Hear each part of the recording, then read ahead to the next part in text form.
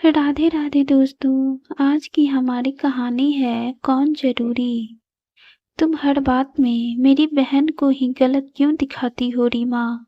अमित ने जैसे ही गुस्से में आवाज ऊंची की तो रसोई में खड़ी रीमा ने चूल्हा बंद कर दिया और पलटकर सीधा उसकी आंखों में देखा। मैं गलत दिखाती हूँ या वो खुद हर बात में टांग अड़ाती है। तभी नंद पूजा हॉल से ही बोल पड़ी, भैया देख रहे हो ना कैसे मुझसे बात कर रही है। शादी के बाद से घर का माहौल ही बदल गया है। रीमा का चेहरा तमतमा गया। माहौल मैंने नहीं बदला पूजा, मैंने बस अपने हिस्से की इज्जत मांगी है। अमित ने बीच में ही काट दिया, इज्जत कमाई जाती है, छीनी नहीं जाती। ये सुनकर रीमा एक पल को चुप हो गई, लेकिन उसकी आंखों में पानी नहीं, आग थी। अच्छा, तो मैं इस घर में 3 साल से क्या कर रही हूँ। सुबह से रात तक खट रही हूँ, तुम्हारी माँ की दवा से लेकर पूजा की फीस तक सब देखती हूँ। और आज तुम मेरी इज्जत का हिसाब दे रहे हो। पूजा ने तुरंत ताना मारा, भैया पैसे का घमंड आ गया है भाभी को। 2 महीने से ऑनलाइन काम क्या शुरू किया है, खुद को काम वाली समझने लगी है। रीमा ने कड़क आवाज में कहा, हाँ कमाती हूँ और उसी से घर का राशन आता है, लेकिन कभी किसी के सामने ताना नहीं मारा। अमित का चेहरा सख्त हो गया। मेरी बहन से ऊंची आवाज में बात मत करो। तो पहले उसे समझाओ कि वो मेरे कमरे में बिना पूछे ना आए। मेरे सामान पर हक जताना बंद करे। हर बात में मुझे नीचा दिखाना बंद करे। पूजा हंस पड़ी, ये घर मेरे बाप का है भाभी, पूछ कर क्यों आऊं। रीमा ने सीधा जवाब दिया, और मैं इस घर की बहू हूँ, मेहमान नहीं। कमरे में कुछ सेकंड सन्नाटा छा गया, लेकिन अमित ने जो कहा उसे सब तोड़ दिया। अगर मेरी बहन को दिक्कत है तो तुम बदल जाओ रीमा, उसे नहीं बदलना पड़ेगा। रीमा ने गहरी सांस ली और धीरे से बोली, मतलब साफ है अमित, तुम्हारे लिए मेरी कोई जगह नहीं है, सिर्फ तुम्हारी बहन है। उसकी आवाज टूट नहीं रही थी, लेकिन शब्द भारी थे। रीमा ने पानी का ग्लास मेज पर रखा और बिना किसी करवाहट के बोली, ठीक है अमित, अगर मुझे ही बदलना है तो पहले साफ साफ बता दो, इस घर में मेरी जगह क्या है। अमित ने नजरें चुराई, लेकिन पूजा फिर से बोल पड़ी, जगह वही है जो एक बहू की होती है। घर संभालो, चुप रहो और बड़े छोटे का लिहाज करो। रीमा ने तुरंत काटा, लिहाज मैं करती हूँ पूजा, तभी तो 3 साल से हर ताना चुपचाप सुनकर भी चुप हूँ। लेकिन चुप रहना कमजोरी नहीं होता। अमित चिल्ला गया, तुम हर बात को मुद्दा क्यों बना देती हो। मैं मुद्दा बनाती हूँ या हर बार मुझे ही कटघरे में खड़ा कर दिया जाता है। रीमा की आवाज अब और साफ हो गई थी। आज सबके सामने तुमने कह दिया कि इज्जत कमाई जाती है, तो बताओ मैंने क्या कमी छोड़ दी। पूजा ने फिर से आग में घी डाला, कमी यही है कि भाभी अब खुद को घर की मालकिन समझने लगी है, हर फैसले में बोलती हैं। रीमा ने सीधा जवाब दिया, क्यों ना बोलूं, जब बिजली का बिल भरना हो तो मेरा नाम याद आता है, जब माँ की दवा लानी हो तो मेरा कार्ड चलता है, लेकिन जब फैसला लेने की बात आए तो मैं बाहर। अमित चुप था और वही चुप्पी रीमा को चुभ रही थी। तुम्हारी ये चुप्पी ही सबसे बड़ा जवाब है अमित, उसने धीमे लेकिन ठोस स्वर में कहा। तुम्हें पता है कौन गलत है, लेकिन तुम बोलोगे नहीं क्योंकि वह तुम्हारी बहन है। पूजा भड़क गई, तो क्या मैं पराई हो गई। भैया को तुमसे पूछकर बोलना पड़ेगा। रीमा ने पहली बार तीखा वार किया। भैया को नहीं, पति को। शादी मुझसे हुई है, तुम्हारी बहन से नहीं। कमरे का माहौल भारी हो गया। अमित ने गुस्से में कहा, बस बहुत हो गया रीमा। अगर तुम्हें इतना ही बुरा लगता है तो अपने मायके चली जाओ कुछ दिन। ये सुनकर रीमा की आंखें एक पल के लिए बंद हुई, लेकिन आंसू नीचे नहीं गिरे। मायके भेजना आसान होता है अमित। उसने सीधा देखा, लेकिन याद रखना, हर बार बहू ही घर छोड़कर जाए ये जरूरी नहीं। पूजा हंसी दबाते हुए बोली, धमकी दे रही है। रीमा ने शांत लेकिन कड़क आवाज में कहा, नहीं, फैसला सुना रही हूँ। अगर इस घर में मेरी इज्जत नहीं होगी तो मैं सिर्फ काम करने वाली बनकर नहीं रहूंगी। या तो बराबरी से रहूंगी या अलग रहूंगी। अमित पहली बार थोड़ा असहज दिखा। अलग मतलब? रीमा ने साफ कहा, मतलब या तो तुम मेरे साथ खड़े हो जाओ या फिर मैं अपने लिए अलग छत ढूंढ लूंगी। कमाती हूँ, खुद का खर्च उठा सकती हूँ, लेकिन रोज रोज की बेइज्जती नहीं सह सकती। अब पूजा की हंसी गायब थी। अमित ने पहली बार थोड़ा ऊंची आवाज में कहा, रीमा, बात को इतना मत बढ़ाओ। घर तोड़ने वाली बातें मत करो। रीमा ने तुरंत जवाब दिया, घर मैं नहीं तोड़ रही अमित। घर तब टूटता है जब एक इंसान की इज्जत रोज रोज तोड़ी जाती है और दूसरा चुपचाप खड़ा तमाशा देखता है।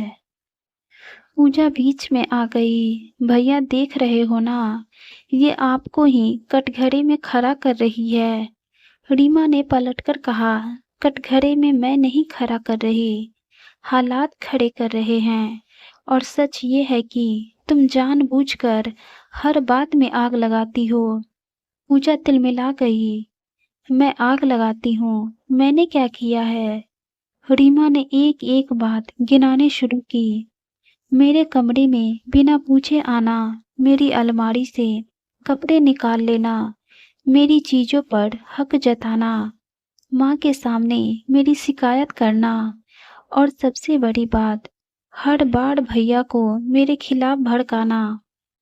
अमित ने धीरे से कहा, इतनी भी बड़ी बात नहीं है, तुम्हारे लिए नहीं होगी। रीमा ने उसकी बात काट दी, क्योंकि तुम्हारी चीजों को कोई हाथ नहीं लगाता, तुम्हारी बात को कोई काटता नहीं, तुम्हें कोई मेहमान की तरह ट्रीट नहीं करता। पूजा ने ताना मारा, तो क्या मैं अपने ही घर में मेहमान बनकर रहूं? रीमा ने साफ कहा, नहीं, लेकिन मुझे नौकरानी भी मत समझो। कमरे में फिर सन्नाटा छा गया। अमित अब परेशान दिख रहा था। तो तुम क्या चाहती हो रीमा? वो बिना रुके जवाब दिया, बस इतना कि जब मैं गलत न हूं तो तुम मेरे साथ खड़े हो जाओ, चाहे सामने तुम्हारी बहन ही क्यों ना हो। मुझे दुश्मन मत बनाओ सिर्फ इसलिए कि वो तुम्हारी बहन है। पूजा ने गुस्से में कहा, भैया साफ बोलिए ना, आपके लिए कौन ज्यादा जरूरी है? ये सवाल हवा में तैर गया। रीमा ने अमित की आंखों में देखते हुए कहा, हाँ, आज फैसला कर लो, क्योंकि मैं अब हर दिन ये सवाल सुनने की हालत में नहीं हूँ। अमित का चेहरा उतर गया। कुछ सेकेंड बाद उसने धीमी आवाज में कहा, पूजा, हर बात में टांग मत अड़ाया करो। रीमा इस घर की बहू है, उसका भी हक है। पूजा चौंक गई। मतलब अब भाभी सही और मैं गलत हूँ?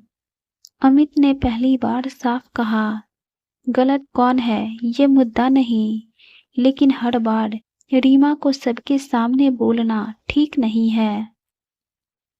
रीमा ने गहरी सांस ली, पहली बार उसे लगा कि उसकी बात सुनी गई है, लेकिन उसने वहीं रुककर कहा, सुनो अमित, मैं किसी की दुश्मन बनकर नहीं रहना चाहती, लेकिन अगर आगे से मेरी इज्जत पर सवाल उठा तो मैं सच में अलग रहने का फैसला कर लूंगी। इस बार बोलकर नहीं, कर दिखाऊंगी। पूजा गुस्से में कमरे से निकल गई। अमित चुप था, लेकिन इस बार उसकी चुप्पी पहले जैसी नहीं थी। घर में पहली बार रीमा ने झुककर नहीं, सीधा खड़े होकर अपनी जगह मांगी थी। पूजा के कमरे का दरवाजा जोर से बंद हुआ तो घर में अजीब सा सन्नाटा फैल गया, लेकिन इस बार रीमा के चेहरे पर घबराहट नहीं थी, एक ठहराव था, जैसे उसने अंदर ही अंदर कोई अंतिम रेखा खींच दी हो। अमित सोफे पर बैठ गया, माथे पर हाथ रखकर, तुम चाहती क्या हो आखिर रीमा? रीमा उसके सामने आकर खड़ी हो गई। मैं लड़ाई नहीं चाहती अमित, मैं बस ये चाहती हूँ कि जब मेरी कोई इज्जत के खिलाफ बोले तो तुम खामोश दर्शक मत बनो, पति बनो। अमित ने धीरे से कहा, तुम जानती हो, बहन को कुछ कह देना आसान नहीं होता। रीमा ने बिना रुके जवाब दिया, और पत्नी को बाड़ बाड़ कटघरे में खड़ा कर देना आसान होता है। ये सीधा सवाल था। अमित के पास जवाब नहीं था। कुछ देर बाद पूजा वापस आई, आंखों में गुस्सा भरा हुआ। भैया, अगर आपको लगता है कि मैं गलत हूँ तो मैं ही चली जाती हूँ इस घर से। रीमा ने शांत आवाज में कहा, किसी को घर छोड़ने की जरूरत नहीं है पूजा, बस अपनी हद समझने की जरूरत है। मैं तुम्हारी दुश्मन नहीं हूँ, लेकिन अपनी इज्जत की दुश्मन भी नहीं बन सकती।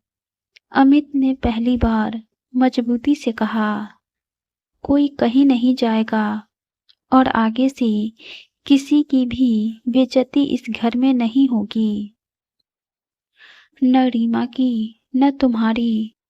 पूजा चुप रही, लेकिन उसके चेहरे पर पहली बार झुकाव दिखा। रीमा ने आखिरी बात साफ शब्दों में कही, मैं इस घर में रहूंगी, लेकिन बराबरी से। अगर फिर कभी मुझे सबके सामने नीचा दिखाया गया तो मैं बिना शोर किए अपना सामान उठाकर अलग घर ले लूंगी। मैं कमा सकती हूँ, जी सकती हूँ, लेकिन अपमान के साथ नहीं। और ये धमकी नहीं थी, फैसला था। अमित ने धीरे से कहा, अब ऐसा नहीं होगा। रीमा ने उसे देखा, मैं वादा नहीं सुनना चाहती, व्यवहार देखूंगी। उस रात पहली बार बहस पर खत्म नहीं हुई, बल्कि एक साफ सीमा पर खत्म हुई। रीमा ने झुककर नहीं, सीधा खड़े होकर अपनी जगह तय की। और उस दिन के बाद घर में एक बात सबको समझ आ गई, इज्जत मांगने से नहीं मिलती, खड़े होकर लेनी पड़ती है।